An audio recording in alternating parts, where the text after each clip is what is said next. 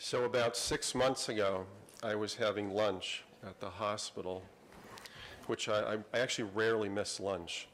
And I got this text message from my wife.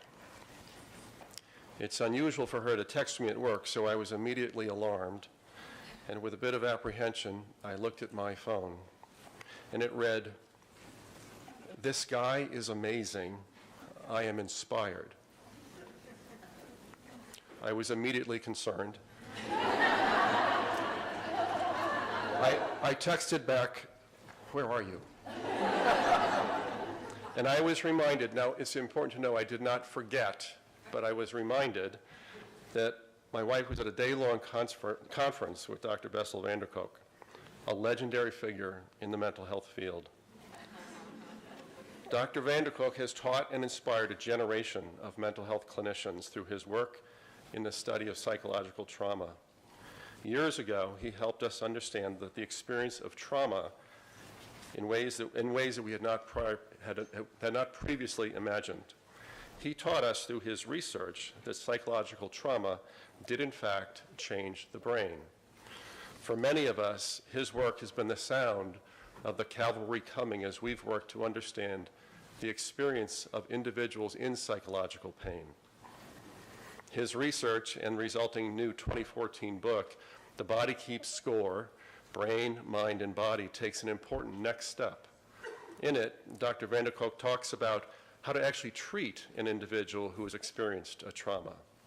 Building on what we now know about how traumatic stress rearranges the brain's wiring, he teaches us how these areas of the brain can be reactivated through innovative treatments, including neurofeedback, mindfulness, play, yoga, and other therapies. Dr. Bessel van der Kolk has been the medical director of the Trauma Center in Boston for the past 30 years. He's a professor of psychiatry at the Boston University Medical School and serves as the director of the National Center for Child Stress Traumatic Network and is the past president of the International Society for Traumatic Stress Studies. Though he identifies himself primarily as a clinician, Dr. van der Kolk has published well over 100 peer-reviewed articles on various aspects of trauma, including projects on yoga for treating PTSD, which is funded by the National Institutes of Health, the use of theater in violence prevention in the Boston Public Schools, understanding the mechanisms of eye movement desensittivity and reprocessing, which is EMDR, and sensory integration and the use of neurofeedback in trauma. Dr. van der Kolk has also participated in the first neuroimaging study of PTSD, in the first study to link borderline personality disorder with childhood trauma, and was a co-principal investigator of the DSM-IV field trial for PTSD. He is chair of the national work group for the DSM-V, which focuses on developmental trauma disorder, and has taught at universities and hospitals around the world. It is an honor to welcome Dr. van der Kolk to Walden for today's final presentation. Thank you.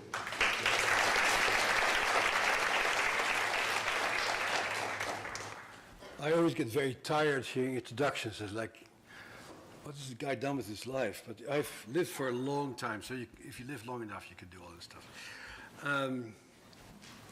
This is my book, if you're interested in what I'm talking about, $13. We started with trauma, but as time went on, the picture became different, and the picture became more complicated. And the picture became more and more that we are completely wired to be together. We are interpersonal creatures, interpersonal brains. Nobody lives by himself, nobody grows by himself, and that trauma, by and large, occurs in the context of relationships. And those have very important role to play in the very profound challenges that you all and we deal with. And the way I'd like to start is to show you a videotape from the lab of my friend Ed Tronick, who runs the child development program, first at Harvard, now at UMass Boston, to illustrate the nature of interpersonal neurobiology. So I'm going to show you a very simple tape of a lovely mom and her 2-year-old boy playing with each other. And at some point, she has a bug in her ear, and people say, now freeze your face. At the moment that she freezes her face, this boy is going to have a reaction. You, unless you are completely heartless yourself, will also have a reaction.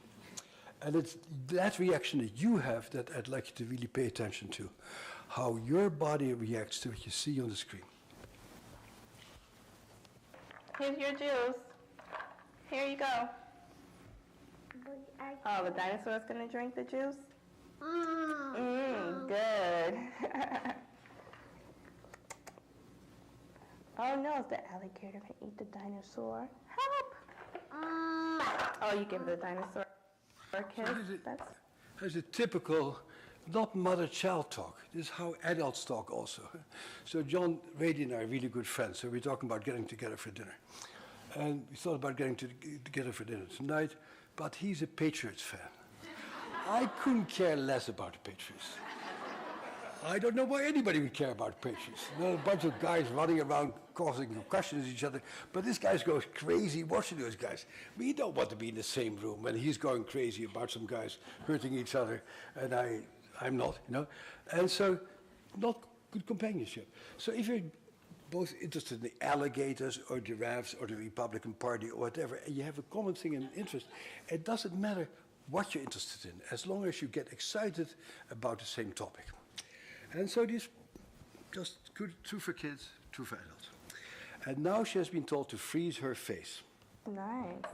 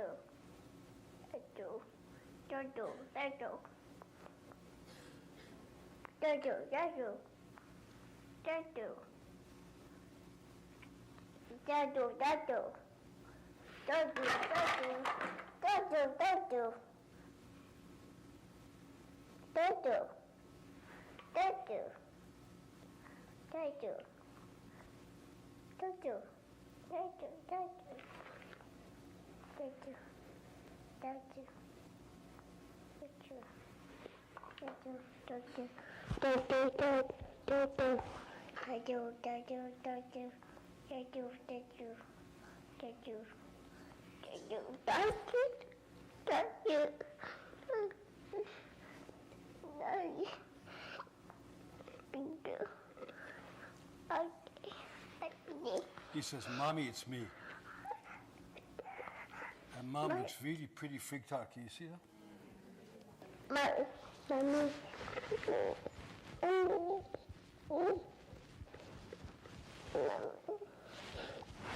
The agitation that he feels in your body is like the agitation you feel in your body right now also. Very parallel.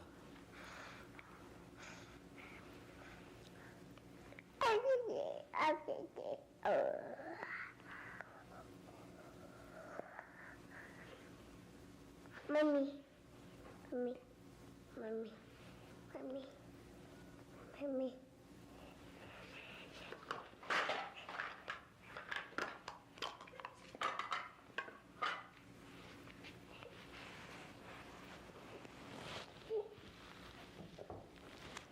CJ?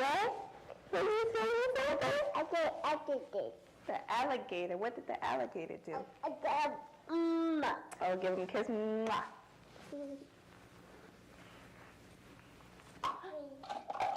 What can we make? Oh, you want to play basketball?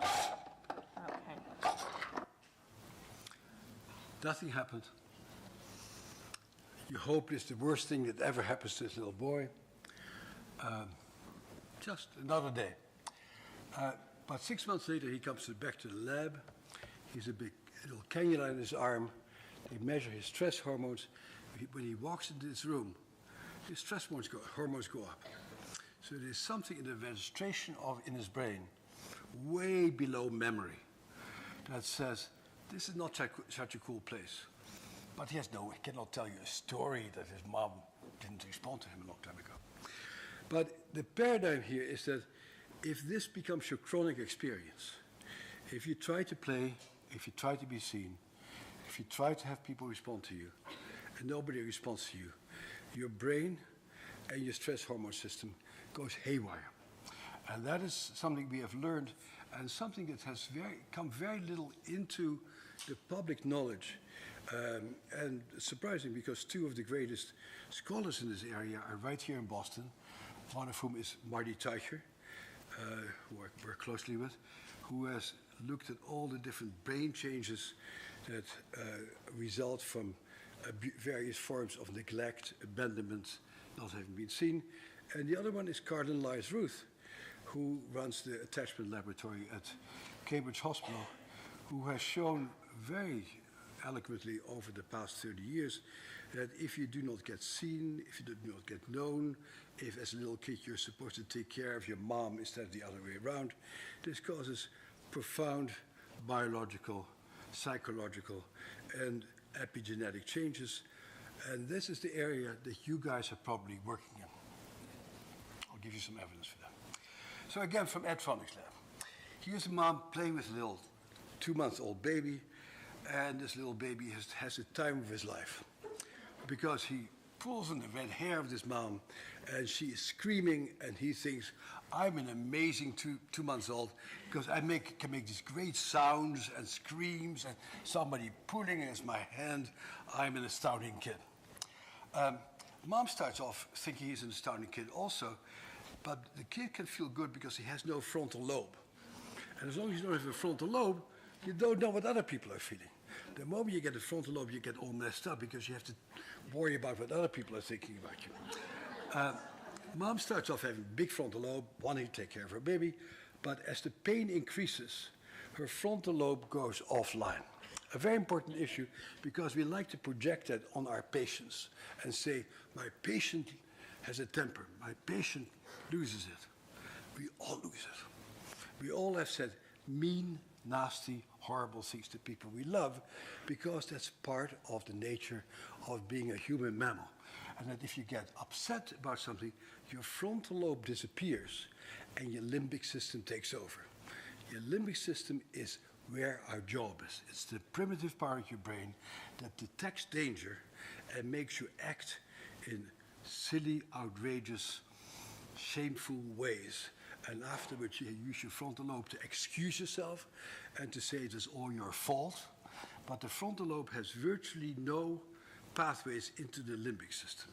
And I wish that our profession would finally get that. You cannot talk people into understanding their irrational beliefs and change their minds. You cannot talk people into not being in love with the wrong guy, because they are. These things come from other parts of the brain, and unless we start really getting into understanding that, we start doing the same old therapies that don't work. So this kid is just having a grand old time, and then what happens is what happens with every person who ever has had a baby: a struggle for existence ensues. Which is always won by parents. Everybody who ever has a baby has these struggles with their kids. You always win, thank goodness, otherwise you'd be dead. And now mom wins, and this little kid sees this angry face of his mom. In the back of his brain, he has this little area called the amygdala, the threat detector, the smoke detector of his brain. That's already online at 2 months. And he says, oh my God, something bad is happening here. So what he do, like most people who see bad things, he hides his head in the sand. Mom feels separated from the kid, misses the kid, and starts speaking the universal language that when you travel around the world, you hear it everywhere, and that language goes, doo-doo, da-da, my little baby, coochie, coochie, coochie. And that happens in Swahili and in Chinese and in Russian and everything else. So it's a language of singing to each other. Very important. Because singing to each other is not a part of what most of you do in your clinical practice, but we have an active singing program at the eating disorders program in Utah that we consulted. And so mom starts singing and moving with this kid, and slowly the kid looks to see if the coast is clear. He sees a kind face, and they get reunited in pleasure. This is how the brain grows. It grows through disruptions and repair, disruption and repair. And the long range, this kid gets an image of himself in the world, a map of the brain over here somewhere in the back where you have no language and consciousness, that tells me that if I become distressed, sooner or later things are going to be okay. And bad things come to an end. And I can count on that person over there and later on to other people or myself that I'm going to be okay. The big thing is that if you don't have these experiences, that you can count on people and don't have a map in the world that people will come to your rescue, you will have to learn to do it yourself. And that is what I think we're all dealing with. Let's say, it's a long story, but let me make it very, very brief. It goes back to Darwin, and that's the notion that Darwin says in his 1870 book, Emotional Expressions of Animal Man. He says, emotions are lived out in heartbreak and gut-wrenching feeling. And he starts spelling out the neuronal pathways that make you register awful feelings in your stomach and in your heart. And when I read it, I go like, yep, I know about it. I bet most people in this room know about it. When somebody dumps you or you hear that somebody dies, you get this heartbreaking or gut-wrenching feeling. And then Darwin points something out that has never really made it into our field. He says there's reciprocal interactions between the body and the brain. In fact, today we know that 80% of the fibers of this nerve that connects the body and the brain are afferent fibers. So you can actually change the way that your brain feels, your emotions are, by moving your body.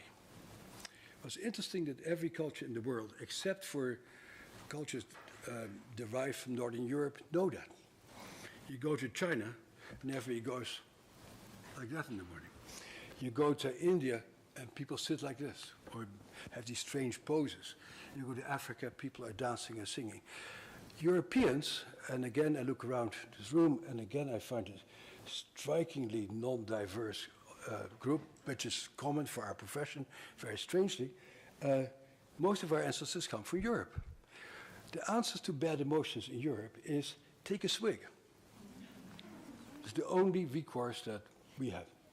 And so we live in a culture that's derived from the culture, take a swig. Do you feel bad? Take something into your mouth and make your feelings go away. And we don't teach people, and I doubt whether you really teach the people you work with, that you actually have very powerful innate mechanisms to make yourself feel better, as explored by yoga, qigong, martial arts, jiu-jitsu, etc., because it's not our culture. And we call it strange and alternative. Sadly, because we're the dominant culture in the world, they are beginning to think about their methods also as strange and alternative, even though those methods are extraordinarily helpful to really get ownership of your own body. And drugs are not. And they may be the only way you can get ownership over your body. So we start this trauma investigation. And many years ago, Judy Herman and I get together, and we want to look at Cambridge Hospital about to what degree people who are called borderline personality disorder have a childhood history of trauma. And so Judy and I spent a lot of time creating a traumatic antecedents questionnaire that to this day I'd like to invite people to use. It's on the Trauma Center website. Because asking people, were you molested as a child? Did your dad beat you, or other stuff, usually leads to negative answers because everybody feels way too ashamed to ever tell a complete stranger who may make bad use of the information. And so most people will lie about that information, consciously or unconsciously. So how do you get there? So what we decided is to ask people, where do you live? Who lives with you? Who does the shopping? Who cooks the meals? How often is the television on in your house? Do people wake up in the morning and talk to each other, or do you blast televisions, radios? Very important information that most mental health professionals don't collect. Very relevant at the end for how people take care of themselves. Then we ask who does the shopping, who does the cleaning, who takes you to the doctor, who do you talk to when you feel bad? And most people don't have much trouble telling you this story. But you set up a certain rapport. And then we ask people, how about when you were a kid? Who did the cooking? Who did the cleaning? Who cooked the meals? Who got you off to school? Very interesting questions, actually, when you think about it in your own life. And then we ask the killer questions. Did anybody think you were a special person? Did anybody recognize who you were? And then the killer question, was there anyone you felt safe with growing up? 1/3 of the patients at the outpatient department of Cambridge Hospital said, I didn't feel safe with anybody growing up. This question still doesn't get asked. For DSM-5 field trials, and if you read my book, which I hope you will never, you'll burn your DSM because it's such a terrible instrument. And in fact, when your diagnostic instrument is more insane than your patients, it's really time to do new things. The field trial for DSM-5 asked 2 questions about people's background for these fictitious diagnoses. One was, can we generally assume that people were pretty nice to you growing up? And the other one was, were there any alcoholics or drug addicts in your family? Nothing about, did anybody go to war? Were you put in a foster home? The 2.3 million kids in America whose parents are in jail right now and who are being raised by other people. I mean, the horrendous things that happen to kids that I can talk about for hours because we do this for a living, do not get talked about. And we keep talking about these things as if they occur without any context to the environment. And this is if the brain grows, not as a function of our interactions with people, but because of some mysterious genetic issues for which there is absolutely no evidence. Then we ask people, so who meet the rules and enforce the discipline at home? Good question to ask about yourself, ask anybody you know. What were the rules like in your family? How were the kids disciplined at home? Scolding, withholding privilege, spanking, verbal abuse, hitting it with objects. And how did your parents solve their disagreements? Very interesting questions. How do you solve your disagreement with your partner? And once you start talking about that degree of detail, people tell you a lot of stuff. And by this time, we get our physical and sexual abuse histories. Automatically, we rate it, and we publish a series of articles in the American Journal of Psychiatry showing that 87% of all people diagnosed with borderline personality disorder have early histories of abuse and or neglect starting before age 7. When people quote this paper, they never include starting before age 7. Why is that? Because the brain grows different systems at different ages, and there's certain systems that change in response to particular things that happen at a particular stage of brain development. So the age is very important, as Marty Teicher's work is showing again. And so we then put 137 people at the Cambridge Hospital together, compare our trauma data with everything else, and what gets me very interested is something that, of course, you guys are interested in, is not the issue of diagnosis, but the issue of certain behaviors. I've always been very curious why some people at the end of a rough day take a cigarette and stub it out on their arm and feel better afterwards. Why do some people starve themselves and feel better afterwards? Why do some people say, like one of my patients, once a Hollywood actress once said to me, what eating is for me is what vomiting is for other people. No, what an orgasm is for me, other people, vomiting is for me. And eating for me is like my greatest consolation. It's like an orgasm for me.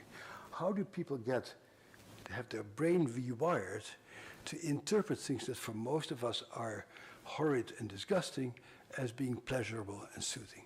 And that's something that I've been intrigued with a long time. And so we did a study on self-injurious behaviors. And what we saw is that the great predictor of self-injurious behaviors was childhood sexual abuse, physical abuse, to some degree neglect, Binging wasn't all that clear, but again, anorexia, highly related to childhood sexual abuse. But that was just the beginning, because all of these people were at Cambridge Hospital, which then, as now, is a very good psychotherapy hospital. It's where Harvard residents go to train in psychotherapy. And so we were curious who got better and who did not get better with psychotherapy.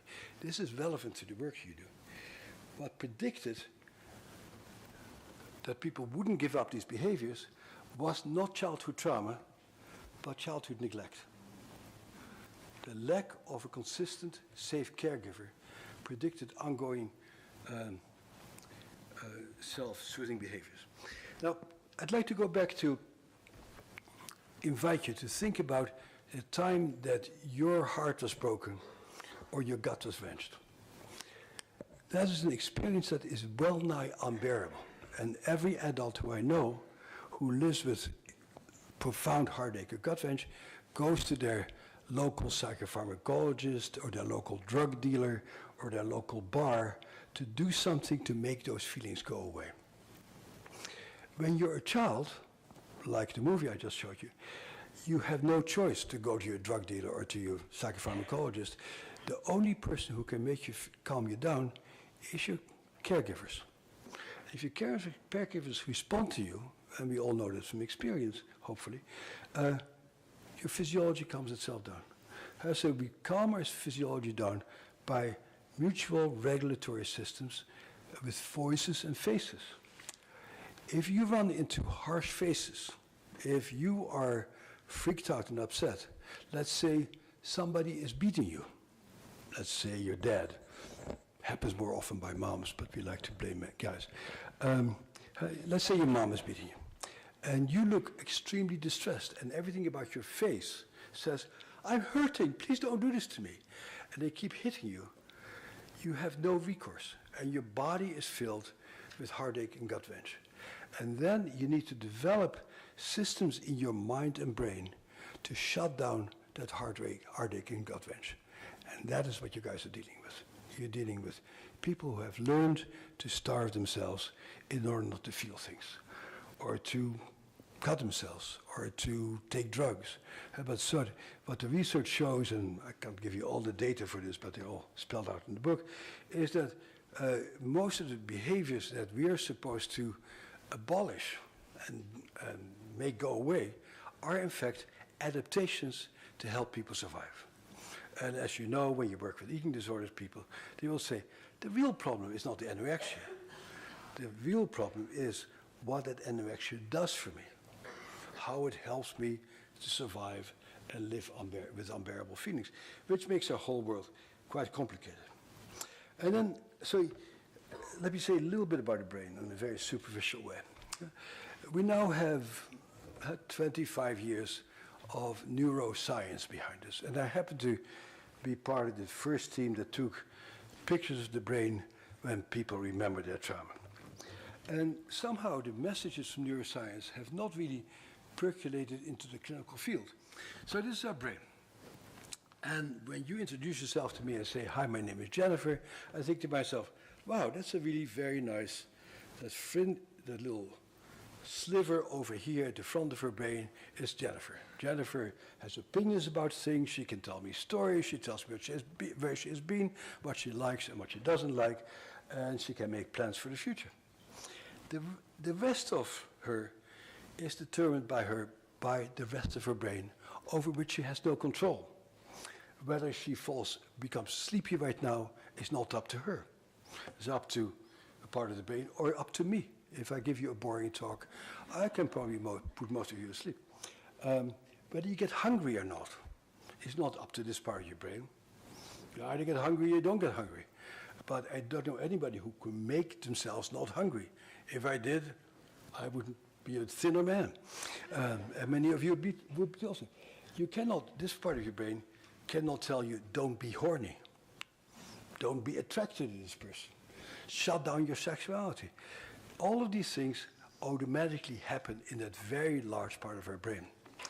And the problem also is that whole legacy of trauma and neglect sits in that nether region of the brain. And so the great challenge for all of us, and that's why I wrote this book, is how do you get in that nether region of the region of the brain that doesn't depend on language and understanding. Language and understanding have a function because now you understand why you're doing things. But understanding why you do things doesn't change the way you feel. It just happens to make you understand why certain people piss you off, why you're attracted to some other people, and it gives you a rationale. It doesn't change your attractions, it doesn't change your repulsions, but it gives you a certain amount of control to begin to shape your life more consciously than not. But the nether part of your brain has no language, it has no understanding, and its job is to make sure that you're okay given the circumstances that you live under. And of course what happens when you get traumatized is that part of the brain continues to live as if you're back there, as if you're in danger. And the language of that part of the brain is stress hormones, movement, electrical activity, actions. But that part of the brain, consciousness is different. So we have these two parts of the brain. And so the big challenge is, how do you get this part of the brain to be in charge, and or how do you make that part of your brain quiet? So you start off, the old model of the brain by now, 40 years old, is that we have three parts of our brain. This part of the brain that we come into the world with, our reptilian brain. It does what little babies do.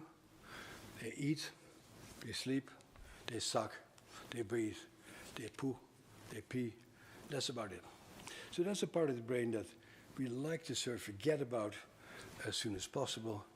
But unfortunately, that's where trauma hits. That's where neglect hits. That's where trauma lives. It lives in that reptilian part of your brain that makes you starve yourself, that makes you unable to sleep, that makes you have panic reactions in response to irrational things. And people can say, compare your irrational beliefs with reality, and it never works. So the first order of business, if you want to treat that reptilian brain, is to work with the reptilian brain. I didn't know anything about working with the reptilian brain until I started to go to a yoga studio. And somehow those guys in yoga studios had figured out how to deal with the reptilian brain way back in India. And then we did a whole bunch of research that showed that actually yoga is more effective for any trauma-related condition than any medication that I or anybody else had ever studied. That learning to breathe and to feel your body and feel every aspect of your body opens up pathways into your reptilian brain. And to my mind, that should be sort of a foundation of any treatment to help people to begin to own their bodies. And in order to own your body, you need to work with the body. You can work with the prefrontal cortex if that's what you prefer, but I don't think people get better and own your body if you just work with the prefrontal sliver. Second part of your brain is the limbic system. And the limbic system makes this map of the world. So if you see John's grandchild, a much adored grandchild, that kid, all he needs to do is come into a room and everybody goes, oh, wow, what a cutie. Oh, my God, how sweet. I saw you guys' faces light up when John showed his grandchild. That grandchild will not go until she's a self-conscious teenager like, hey, there's nothing special about me. I'm just one out of 8 billion children in the world and probably somewhere in the middle of the bell-shaped curve. Now, if you're a little kid who is being adored and people say you're the greatest, you actually think you're the greatest. And that memory of yourself being the greatest stays with you. It gets hardwired in that map of your brain. And you say, I'm the greatest. And people always laugh and they come into a room and they smile and they give me gifts. I'm the sort of person who just lights up a room.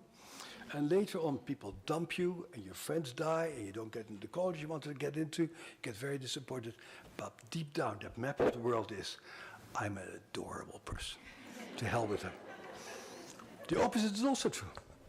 If your mom has become an alcoholic, a drug addict, your dad is off in jail, and you see nothing but violence in the family, every kid is the center of their universe, and they say, I am a terrible person because I make terrible things happen. Because kids, as you know from child development, will have a causal relationship with the world around them and will say, I made my mom a drug addict, I made my people cry, and you get a concept of yourself as basically a defective person and damaged goods. My hunch is that most people you work with have that basic map of the world. And so what do most of us do when we're young and innocent? When people say that, you say, but you know, you're a wonderful person. Look, you're good at that, you're great at that, you're wonderful. And then start talking about their incest, and you say, oh, I was incested because I loved my daddy too much, or whatever thing they come up with.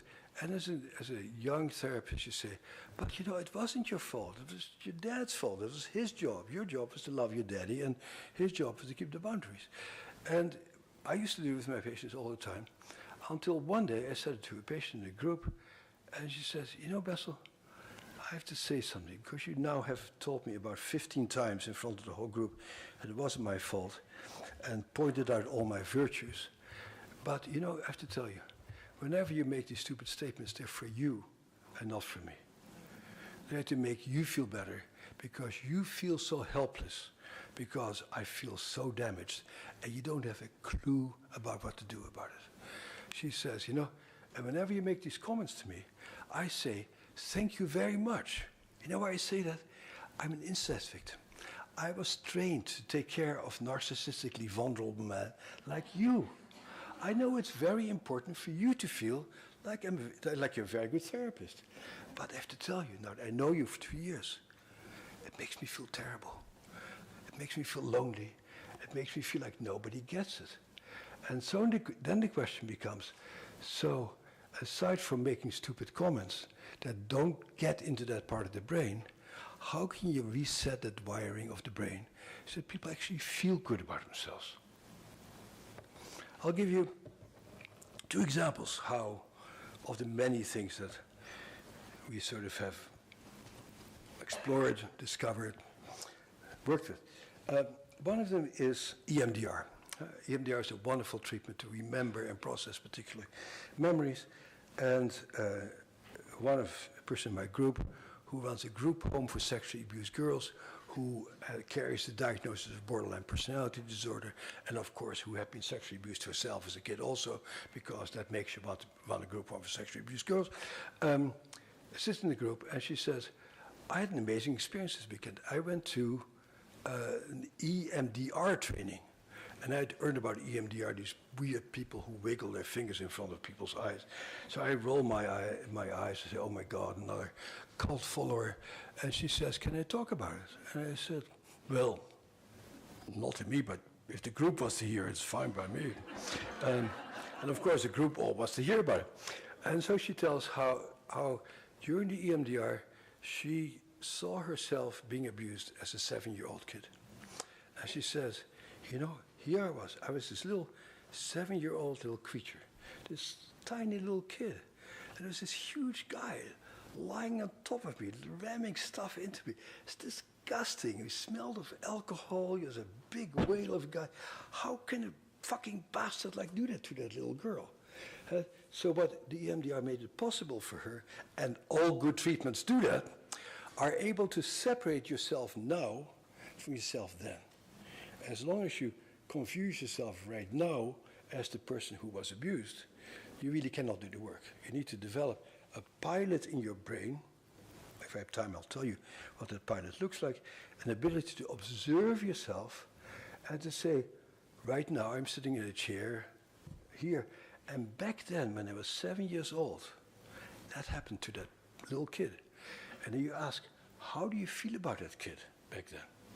And most of the time, people will say, I hate that kid.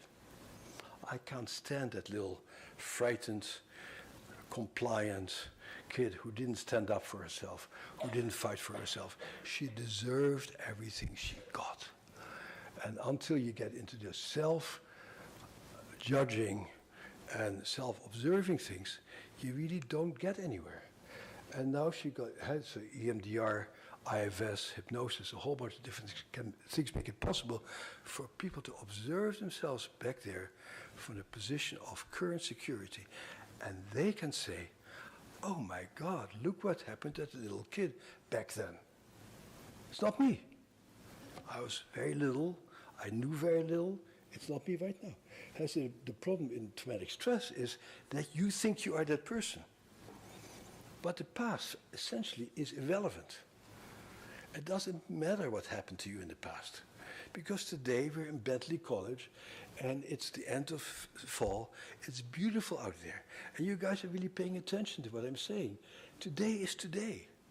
It's only when all the imprints of the past continue to live in your body right now, not back then, but right now, that you are not able to be completely present right now.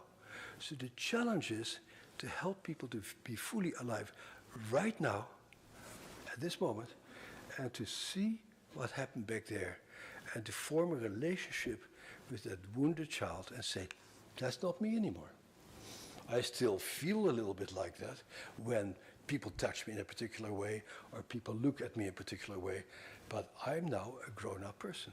And so your mind needs to be able to make the distinction, and I hope to have some time to point out what particular brain areas are involved in that. Okay, so that's that. So here's an example. Study by Seth Pollock, who will be at this year's Trauma Conference. He shows a series of pictures like this, a little morphing picture of a very sad woman, a very angry woman, and he shows these pictures one after another to a bunch of 8-year-olds. If the 8-year-olds have not been abused, somewhere around here, this 8-year-old will say, huh, she's not so sad anymore, she's beginning to look angry.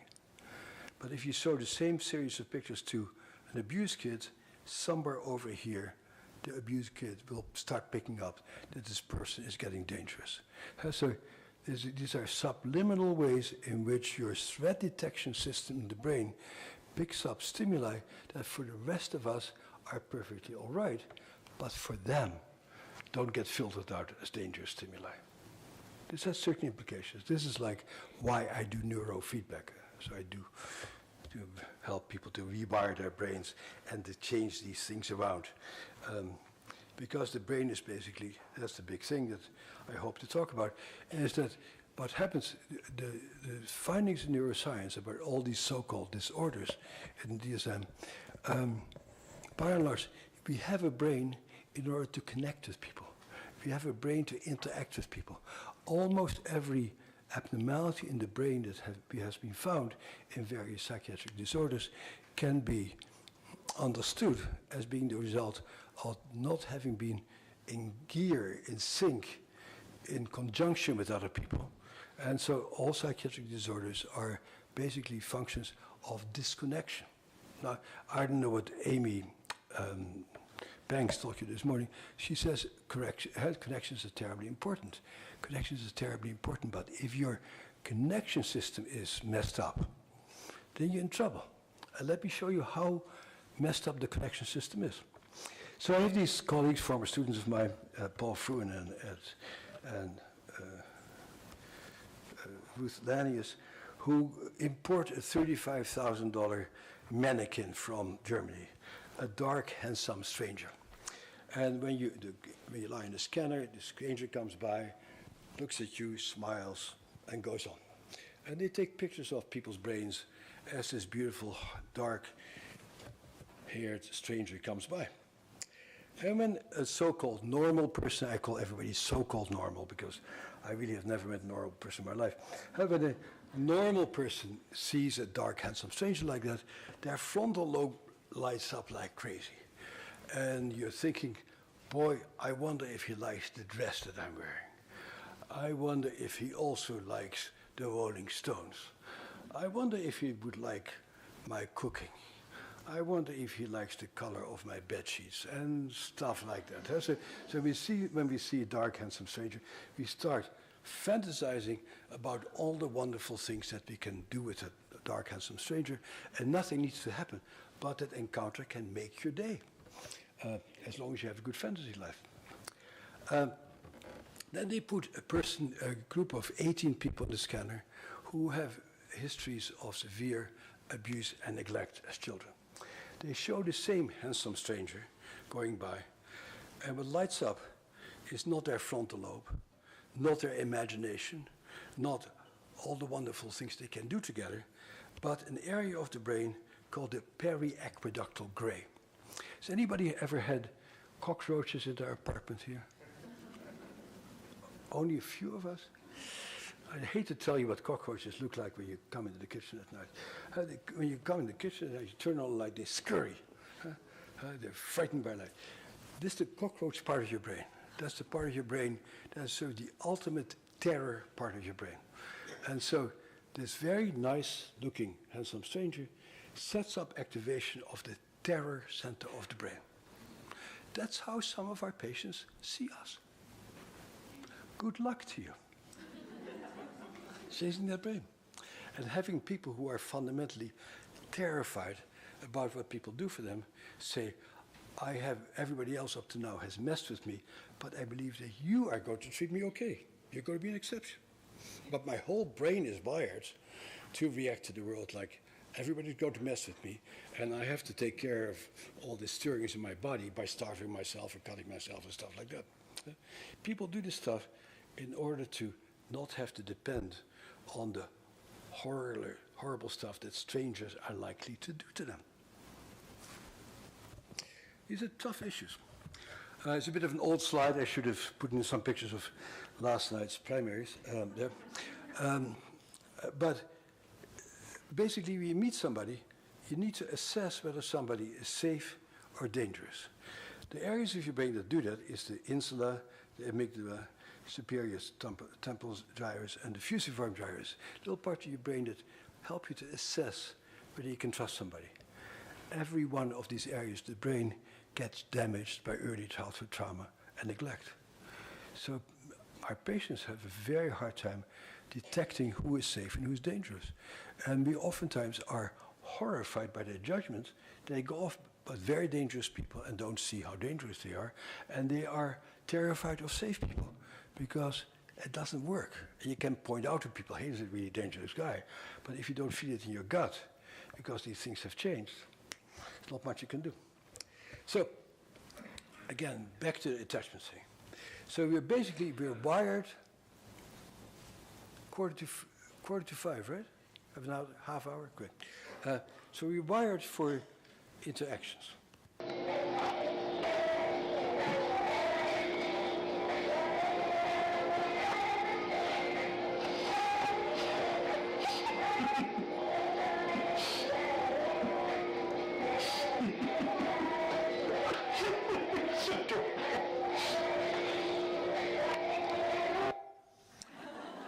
So our basic nature is to imitate each other, to be just like each other, to follow each other's movements and actions. Again, this is a part that, thanks to the legacy of Sigmund Freud and drugs, we really don't celebrate in the treatments that we do. But when you start learning about child development, we know that we're basically rhythmical, synchronous creatures. And in order to get a sync with other people, you have to activate the synchronous pathways. Let me just show you something. I've never shown this one before, but it's nice.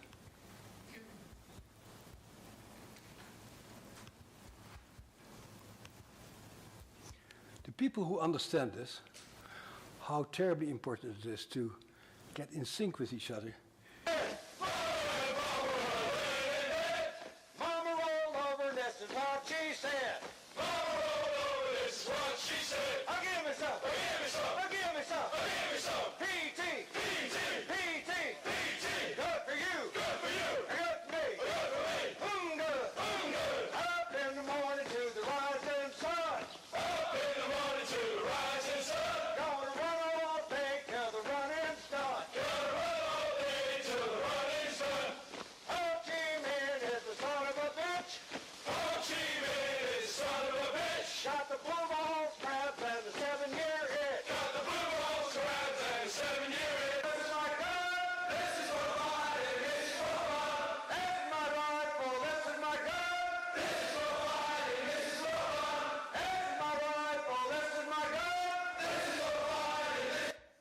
love these guys. That's how you train U.S. Marines. Why do I show that? These kids are terrified. They're fundamentally no good. They come from deprived backgrounds. They didn't finish high school. They couldn't do anything else. And these guys understood what you do with very frightened people who don't have a sense of purpose and direction. You get them to move together and to sing together in synchrony. And when basic training is over after 12 weeks, they feel powerful. They feel capable. They feel competent. They can think. There is something about moving together, singing together, getting in sync with other people. That's a very powerful way of organizing your brain. In fact, that's what we have brains for. The purpose of our brains is to get in sync with each other. But we don't use this as treatment models. How basic this is illustrated by this. This is Andy Posner, but Andy, University of Seattle. This is a 5-hour-old baby. He sticks out his tongue, the baby sticks out his tongue. He opens his mouth, baby opens his mouth. We're completely co-wired systems. That's the only people we are. We don't exist independently from each other. So that's what we have brains for. And that's how every part of our brain grows in the context of the synchronous relationship to us and the people around us. That gives us mental structures, it gives us brain structures, it gives us wiring, gives us chronic responses. And when it goes wrong, a lot of different parts of the brain go offline. Let me see what's... I have a beautiful movie of a kid. Do any of you know that maybe? It's a movie by John Robertson and John Bowlby called John. A kid goes to the hospital as one of them, about what happens to kids who are separated from their parents and how they stop eating, they stop moving, and they stop being able to relate to other people. When your caregiver goes and the trusted people in your life go, that whole internal system starts disintegrating and falls apart. I won't take your time with it because we have other things to do. So this is a very important part, and this shows up a lot in our work with eating disorders patients, because we do many different sort of brain stuff with those patients. It's something called the default state of the brain. That's what happens in the brain when you just are sitting in front of a traffic light and not listening to the radio, ready for the light to change, when you sit here, bored to tears with what I'm talking about, and you just sort of wait, okay, another half hour of this, and you sort of let your brain idle, sort of quietly let it go. So that's your brain spending time with itself, not paying any attention to each other, and those core brain structures are located over here in the middle part of your brain. Did Amy talk about it? The midline structures of the brain, the mohawk of the brain. So the structures of the brain related to you and your relationship to yourself are located in what the old yogis called the third eye. That's when you're thinking about yourself. And you have an area here in the back of your brain called the posterior cingulate that allows you to know, oh, I'm sitting in this hall in Bentley College in Waltham, and if I want to go home back to Somerville, I need to go somewhere else. But again, it's one of these maps of the world. This is where I am, and when you know where you are, you know where you're going. Okay? So my colleagues put 16 normal Canadians in the scanner. There's a lot of normal Canadians, easy to come by, and they're just lying in a scanner, and you get this default mode of the brain. And what lights up is area of the brain right here. This is who I am, this is what I like, this is what I stand for. No, I don't like the Patriots, but I'd rather see that movie about something else, and we have to negotiate to see what we both like, and then we both get excited and our frontal lobes light up, and we get this imaginary sense of pleasure as we think about what we're going to do. Back of the brain, that's where I am. It's late in the day. I wish I had a glass of wine right now. I wish the chairs weren't so hard. I wish we could go up and move. This my body is. A very big part of your brain is devoted to your housekeeping of your body. So these are normal Canadians. Then she puts 18 chronically traumatized people, probably worse than most people who you treat in your practice, in the scanner, and this is what happens to their brain. That is the appropriate sound, that person who just moaned. This is one of the worst things I've ever seen in a brain scan. And to my mind, we should all have this in our offices, because this is what we're up against. If you have a chronic history of trauma, there's a whole part of the brain that you expect to be able to say, this is not good for me. This is good for me. I like food. I like spaghetti. I don't like sausages, but I love shrimp. I like to go to the ball game. I like to go to movies. This is who I am. That's what I stand for. Gone. The back of the brain, body self-experience, largely gone. This is our problem. This is the core problem in the people we work with. And because we're scanning a different form of scanning right now called S-Loretta, sort of more EEG, brain waves-based studies, where we see that large part of the brain having to do with you, what you want and what's good for you, is not there. So the big challenge is, how do you get that sense of you online? I am here. And maybe I showed you that little clip for the first time, I'd never shown this in public before, of the US Marine Corps, because I think these guys are up to something, onto something. Feeling your body.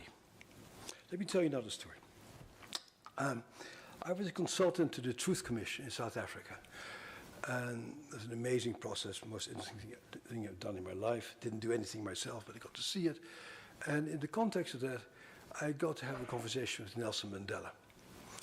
And, I said, before you were put in jail for 27 years, people say that you were the head of the terrorist army. I'm in sympathy with you, but they were blowing up places and killing people. They were terrorists. And then you go in solitary confinement for 27 years, and you come out like a damn saint. How do you account for this amazing transformation that you went through? He says, boxing. I go, boxing? He says, yeah. When you box, you really need to know where your body is. You need to see where another person's body is. You need to read this other person's intention. You need to imagine that if you plant a hook over there, what the other person will do. So you get into this very complex mental game very fast about what feels good to you, what feels bad to you, what feels good to the other person, all this interactive stuff. And I go like, wow, that's exactly what we find on our brain scans goes wrong with chronically traumatized people. That whole part of the brain that has to do with me. This is what's important to me. These are the consequences of my actions. I stand for myself. I won't let you hit me. All wiped out. Maybe boxing might be a great treatment for anorexia nervosa. Good luck getting funding for that study. My ultimate study, I have many studies in my mind, but the ultimate study I'd love to do is tango dancing versus cognitive behavioral treatment. Tango dancing is the perfect trauma treatment. In fact, it was invented by prostitutes and sailors in Buenos Aires, the end of the world, very traumatized people, and they discovered that by moving together in sync and paying very close attention to where your body and how your body is moving with somebody else, that makes them feel calm, safe, and competent. Maybe tango dancing might be the best treatment you guys can do. So I'm telling you all this stuff just to begin to open your mind, like, maybe it's not so crazy. Maybe we should make this into an evidence-based treatment rather than giving evidence-based treatments that don't seem to work. So this is, for example, what we do in our clinic. We see a lot of people. We're a clinic. We're a Medicaid clinic, so we see a lot of very poor people and very traumatized people. And we also have a little private branch where we can do more things and some more money available to do things. We see a lot of adoptees. And we see, because we live in Brookline, a lot of gay people who adopt kids from Eastern Europe and and China. They could be the same people as single mothers who live in housing projects, but this happens to be people who can pay for it, which I have some feelings about, but that's the reality. And so we get these very messed up adoptees, and with very devoted parents. And about 10 years ago, we got a 4.5-year-old Chinese girl referred to us, who after 3 years of having been adopted by these very nice people, wasn't talking, was cutting herself, was injuring herself, and was nonverbal. And so we tried to pull everything out, nothing works. And then one of our clinicians has this smart idea to send her to OTA in Watertown, to occupational therapy people who do sensory integration. And when you do sensory integration, you walk on balance beams, you sit on swings, you lie under heavy blankets, and you activate a system of the brain that regular people never paid attention to, but it's terribly important. It's a vestibular cerebellar system, the system in your brain that helps you to feel where you are and what your body is doing. That system gets very disturbed if you don't get touched, held, and responded to in a synchronous way. But because we don't think that way, we always think about frontal lobe stuff. And so this girl goes to OTA, sits on swings, lies under heavy blankets, and she starts talking after about 4 months. And so the basic issue here is that if you calm the back of your brain down, if you calm down the foundation of your brain, and you learn to breathe and to move and to feel your body, slowly the attic, your frontal lobe, will start coming online. But as long as your attic is flooded, your basement is flooded, your attic ain't gonna work. And so you always need to start in the basement. And so we set up our own sensory integration clinic run by Liz Warner. And a funny thing happens, maybe you want to try this out also, is we discovered that when these very traumatized, out of control kids start jumping on trampolines, they get quieter, more thoughtful. And we see a thing that really amazes us because we videotape all that stuff and analyzing the videotapes. And what we see is that these kids are really totally freaked out in the moment. When they start jumping up and down, they start talking about yesterday and tomorrow. The issue of yesterday and tomorrow is a critical brain function. If you're trapped in the horrible feelings of the present, you cannot plan for the future. So you can only learn from the past and project to the future if a certain part of your brain that can connect past and future together, that part of the brain is called the dorsolateral prefrontal cortex, which we know is damaged by early childhood trauma. And so we find that when these kids start jumping, activate the vestibular cerebellar system, they start talking about yesterday and tomorrow. So something in their frontal lobe starts changing. Are you happy? I can't wait to see the face of my father's face. You can't wait to see your father's face. When I get So we have little trampolines in all of our offices. And then I'm into attachment, into attunement, into brains getting formed by attuned interactions. And I see this sort of looming corner coming out of the corner, and I think that movement is not in sync with whatever is going on in the room. So I get a little alarmed by what I see here. The PSP. What's the PSP? It's a hand PlayStation 2 system game. Uh-huh. So you want to make your dad happy, too. Making your mom laugh out there, making your dad happy. He's goofy. Huh? I say he's goofy. A disconnect. She's saying something that's completely out of sync with whatever else is going on. So everybody's in their own little motoric and mental world. That to me is what it's all about. Everything else is secondary. Goofy? Yeah. I noticed he's good at getting you laughing. Sometimes. That's a good thing, huh? Yeah, because I had a rough week this Friday and all. How many people were upset by what you just saw? One. Huh, interesting. Sorry, that's disturbing to me, actually. Because what just happened is the diagnosis. The diagnosis is in this constellation, there's only room for one person to talk at a time. So the mom doesn't synchronize her talking with the kid, She starts talking, I had a rough day too. Kid falls on the floor and says, there's no room for me here. That's the diagnosis. And when you start seeing that, you start making real diagnosis. Yeah, roughly. I know all the craziness. Just today too. Today too? Yeah, really bad. I don't even know why. I know why. Right now, my feet are so I get real. I feel like I'm like evil. Not feeling great, huh? No. So me a new phone. So you're happy to have a new phone. And what did you is say? that? He's just trying so hard. It's at the house. It came through the mail. Just now, today. Oh. Catch. I decided to get that safe link phone. That How many people are upset about that? Good. Numbers are increasing. Good. they've been having on TV. It's through the government. They put like $84 a month on it, and it's a free phone for emergencies. Yak, yak, And yak. I'd rather for him to have that, you know, because now he's going to be going into the 6th grade, you know, and he needs it. I want him to start learning the phone and everything. And then I really think he needs it. Stop throwing it over So, there. a lot of times he Not really the sort of tennis partner you really are looking for, right?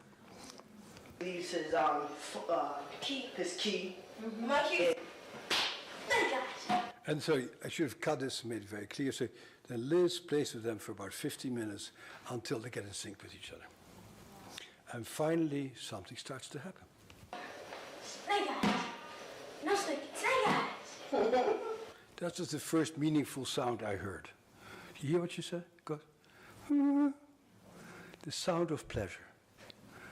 Look in any psychiatric textbook or textbook on eating disorders and look in the index if it has the word pleasure.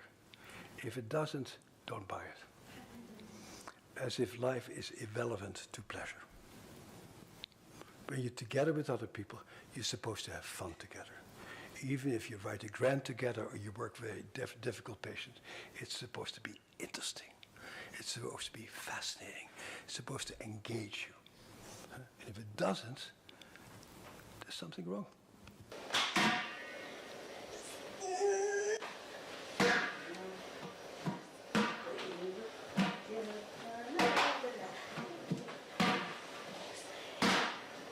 What are you singing? What are you singing? Who's this? You got me good. So, whenever people get in sync, the next thing is laughter.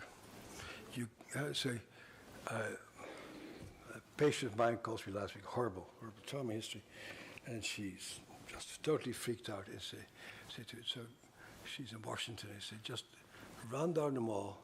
When you get to the park bench in front of the Smithsonian, stand on top of the park bench and sing the Hallelujah chorus. She knows that I'm weird, so she said. So, and call me up after you finish the Hallelujah chorus. So she runs down the mall, gets a sense of rhythm. To my mind, more the rhythm than the BDNF, the feeling in your body that I have a body that's running. And then she makes this sound. And she calls me up and says, hey, it worked. Doesn't need to be a Hallelujah chorus. Now, I say, don't write in your notes, sing the Hallelujah chorus. Like that would be missing the book. That's about getting and singing something, particularly in unison. John Wayne and I go sing in the Hallelujah chorus in Christmas if we're both in town. I don't want to say bad things about my friend, but he is not really the most gifted singer I've ever met. But boy, are we having fun, aren't we? It is so much fun to sing in sync with other people. And it almost doesn't matter unless there's too many people looking mad at you. But we don't sing in our culture. It's an issue I think we should address. So how do you overcome trauma? You overcome trauma by having experiences that are fundamentally different from the experiences that you've had, but profoundly so. Not thinking about, or you should, or so. No, you need to have them. And so you need to take action. Action that restores these pathways that the US Marine Corps so beautifully activates by doing things. So there's a piece from Joe Ledoux who shows that if threat comes into the brain and goes into the pathway that activates the muscles, you activate a sense of power, efficacy, and self-realization.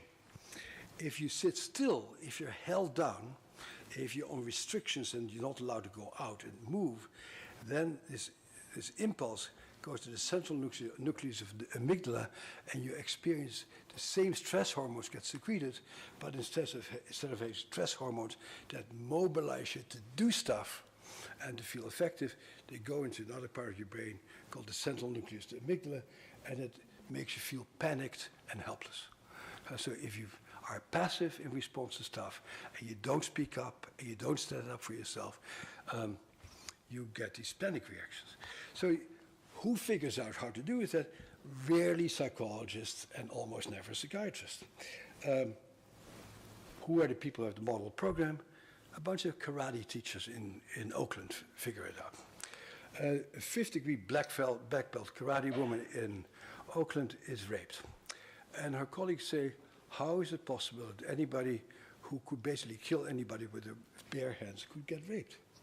And they're thoughtful karate teachers, and they say, she must have become de-skilled.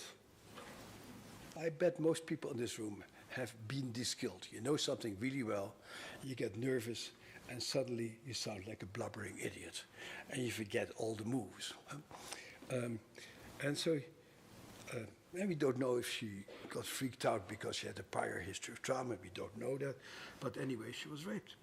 And so her colleagues say, so let's set up a program where we teach women to be mindful and to really look. Because usually when you have an attacker, as long as you keep a clear mind, as long as you activate your medial prefrontal cortex, that pilot part of your brain that observes what's going on inside, goes on.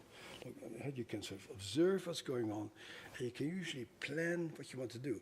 But when you get really scared, that pilot gets wiped out, and you start falling apart, and then anybody can take advantage of you.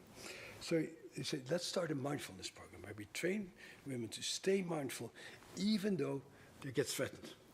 And then we teach them karate. And we get them procedural memory so that they are accustomed to poking people's eyes out, kicking them in the groin, do all kinds of stuff to defend themselves, so it becomes an automatic action. And then we're going to do a graduation scene. So I'm going to play you the graduation scene of a patient of mine who, as a kid, was paddled by her dad to satisfy truckers' sexual needs at truck stops. And this is her graduation scene.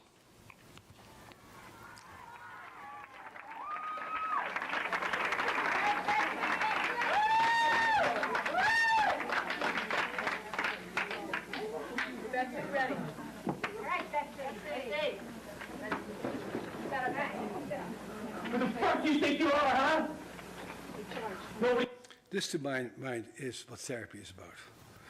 Giving people the courage to face tough things. Comes around here, nobody. You're going down.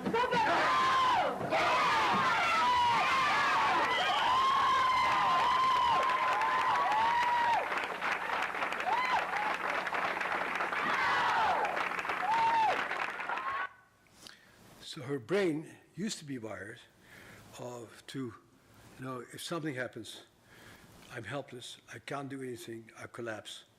So her brain is retrained to take action.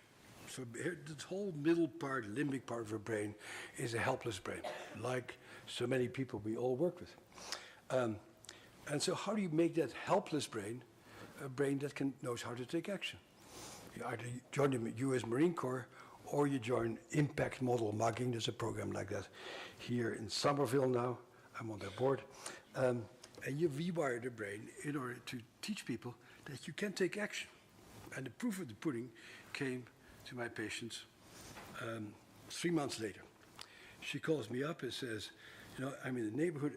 I'd like to just tell you the story in person.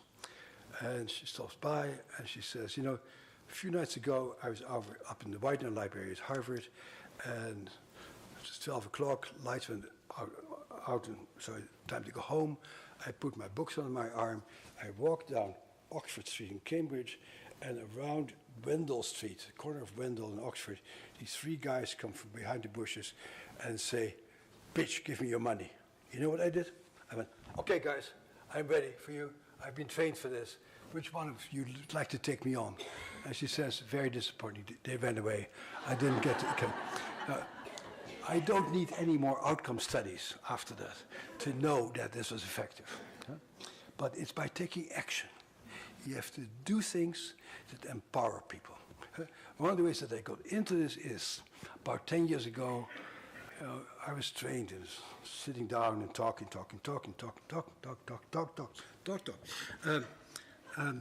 And I talk, and I'm a good therapist.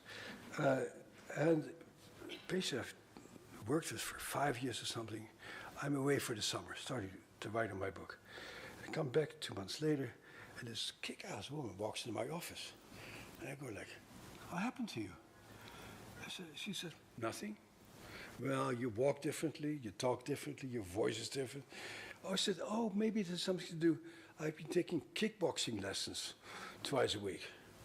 I say, "What's the name of your kickboxing lesson coach? Because I'd like to take lessons with her also," which I did. And so learning how to kick ass, to feel the power in your body, to feel a physical sense of, I can defend myself, I can take care of myself, viscerally, is critical. So that's one. So action is important. Second piece is accessing the emotional brain. So this is again a slide from the great neuroscientist Joseph Ledoux. And he sort of has this great amygdala person, that threat system in the back of the brain, that has no language. People automatically become frightened. People automatically shut down. And so all of us are terribly interested. How can you get to own and be in control over that part of the brain?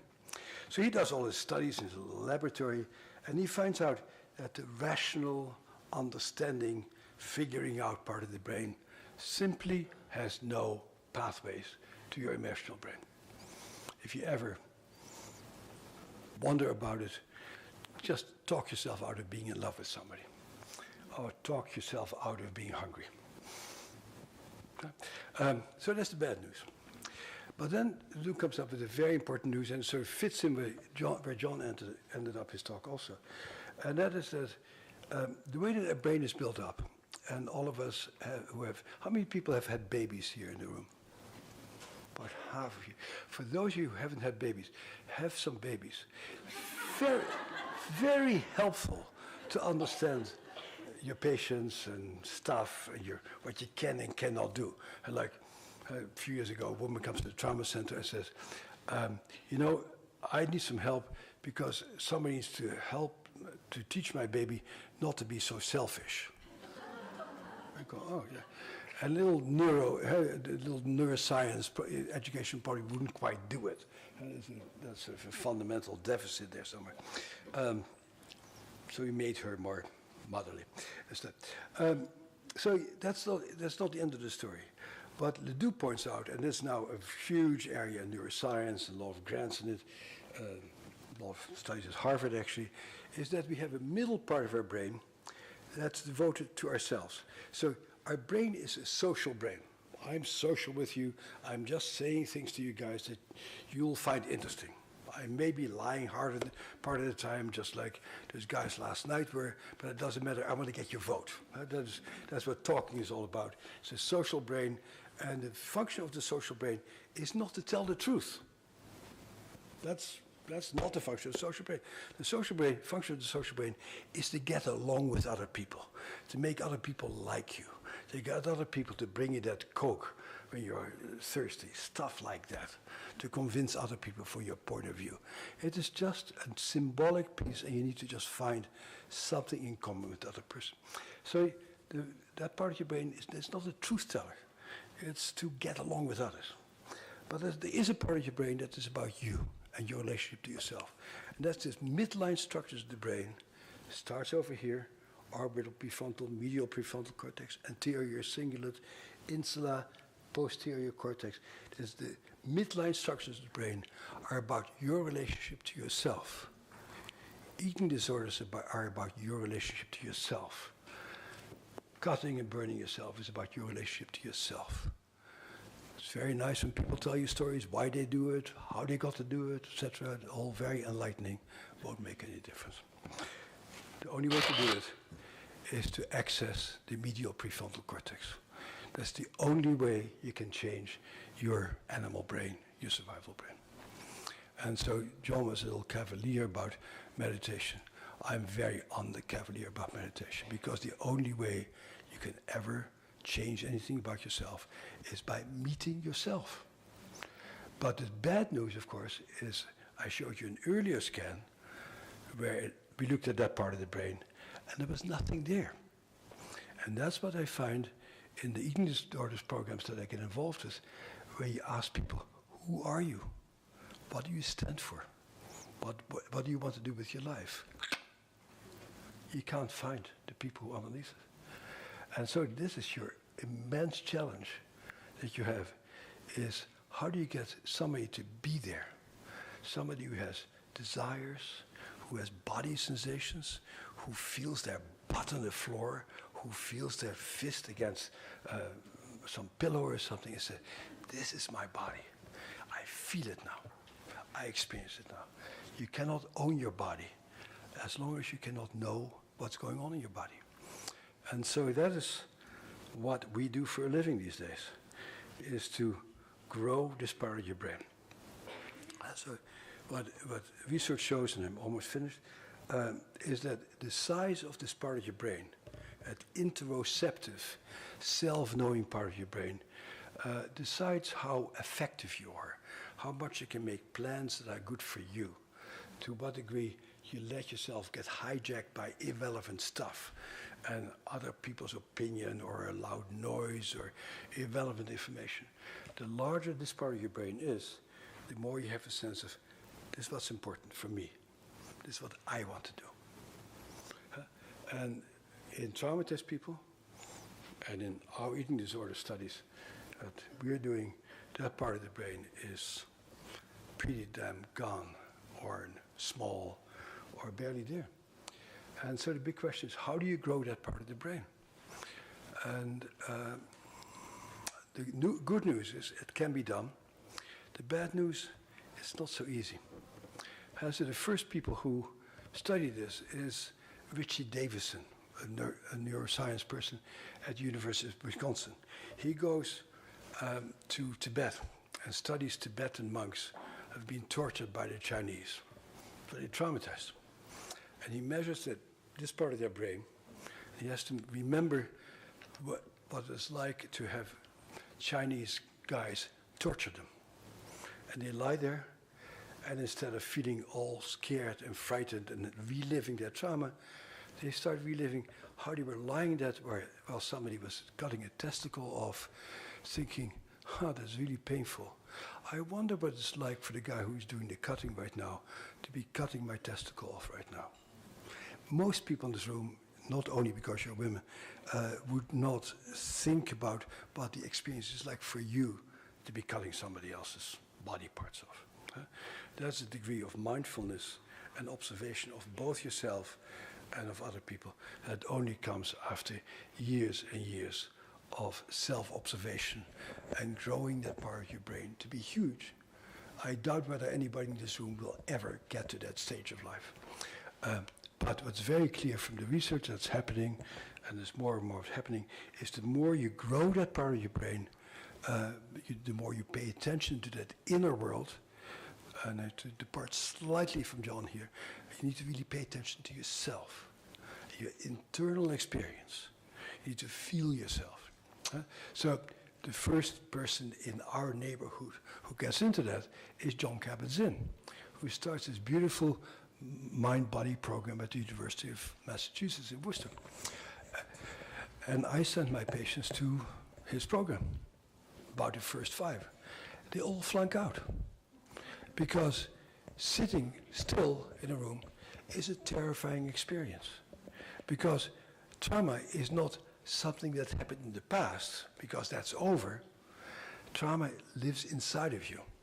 And once you become still, the demon starts spooking around.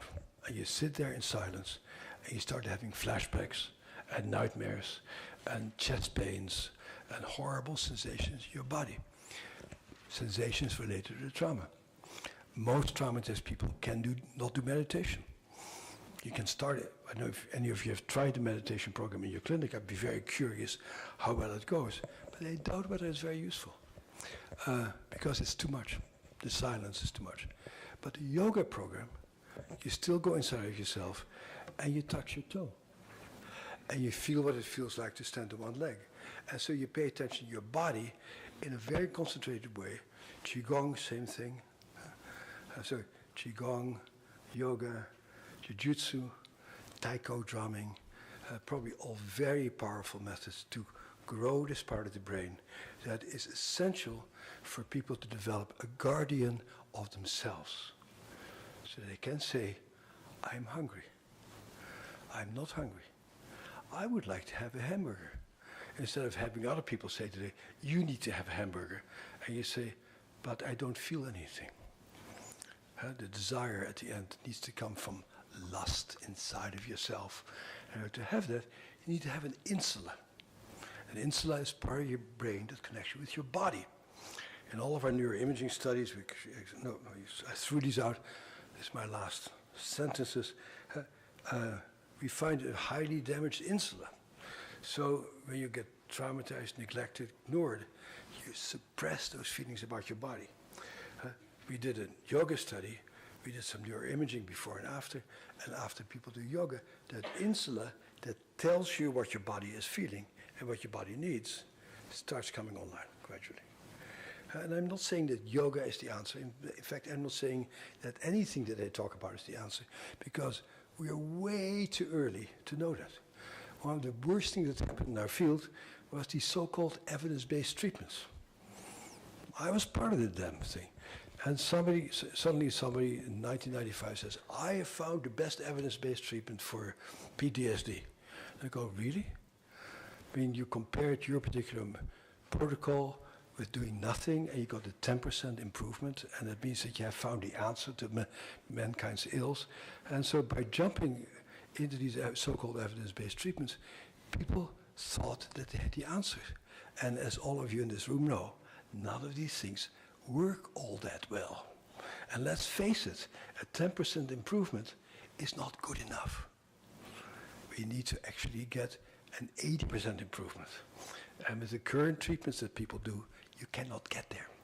And you cannot get there until you understand the brain and the damage that the brain causes to developing human beings in the people you work with. And you need to activate the circuits that are damaged in order to get people to feel full ownership of their bodies. Good luck to you with that. Thank you.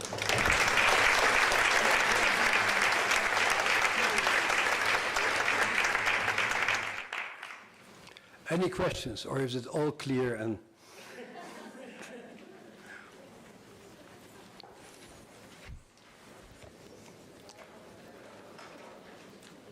It's all clear. See you later. Bye.